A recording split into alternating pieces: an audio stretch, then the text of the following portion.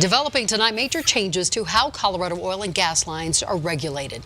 The deadly home explosion in Firestone last year led to concerns about these underground lines and calls for more scrutiny. And the State Oil and Gas Commission held the first of a two-day hearing on these proposed changes. Denver 7's Jennifer Kovaleski was there, has been covering this story from day one. And Jen, this is a big deal. And it is. And here's why you should care. There are more than 120,000 oil and gas pipelines in our state, close to where people live and work. If you want to find out where they are, right now you can't.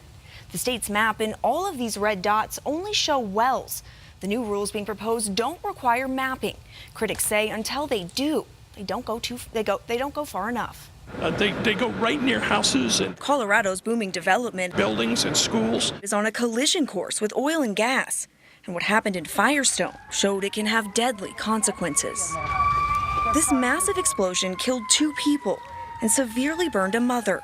Investigators say it was caused by an abandoned gas line from an existing well behind their house. Very focused on the flow lines. The changes being proposed by the State Oil and Gas Commission are supposed to hold operators accountable to prevent another tragedy. If the line in Firestone had been abandoned pursuant to the rules in place at time, you wouldn't have had Firestone. The new regulations require companies to register flow lines, test active lines to detect leaks, and cut off old lines connected to wells. But they don't require public maps of all underground pipelines in the state, something residents and local leaders are urging the state to make mandatory. Local governments can't help prevent future firestones if we don't know where the potential risks are. Not to have mapping all over Colorado is just mind-blowingly irresponsible. You need to provide better transparency. people died, and we're not even mapping flow lines in the proposal that the Oil and Gas Commission has. This rule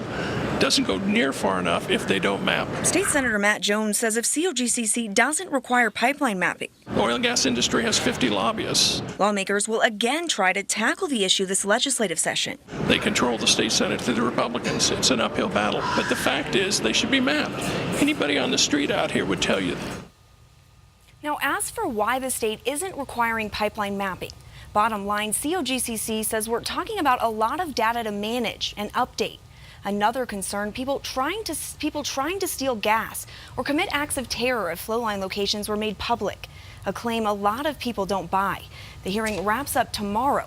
If approved, the rules could take effect in March. I'm Jennifer Kovaleski for Denver 7. Very interesting. Thank you, Jen. And COGCC says instead of maps, they plan to expand 811. That's the number you can call before you dig. And here's how it would work. Operators would have to report flow line locations directly to 811, and then anyone who calls would then be given that information about a specific location.